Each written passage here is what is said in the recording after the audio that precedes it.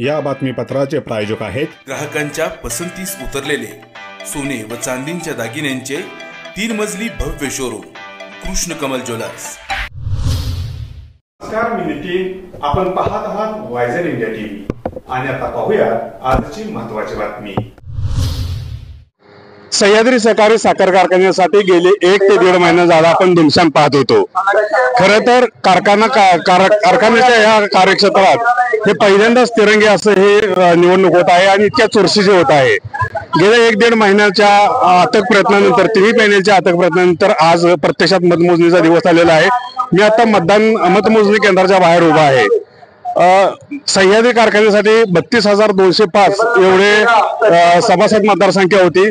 त्यापैकी साधारणतः 26,081 मतदारांनी म्हणजे जवळपास 81% मतदारांनी आपला मतदानाचा अधिकार बजावला होता।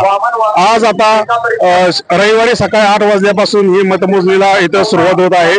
दुपारी 1 वाजेपर्यंत पहिला निकाल हाती येण्याची शक्यता आहे। सुरुवातीला 1 ते 50 टेबलवरती मतदार पेटी 1 ते 50 ह्या अनुक्रमे 1 ते 50 टेबलवरती मतमोजणीची सुरुवात होईल।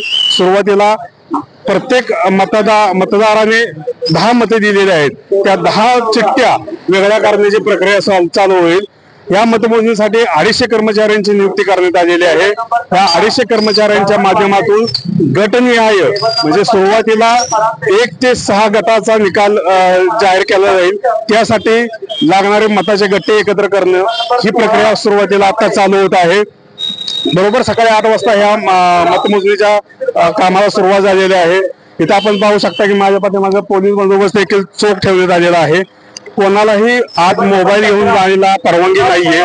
तसेच या मतमोजणीचे आकडेवारी निकाल हा वेळोवेळी विविध दूरचित्रवाहिन्यांवरून किंवा दैनिकांच्या माध्यमातून लोकांपर्यंत पोहोचवला जाणार आहे।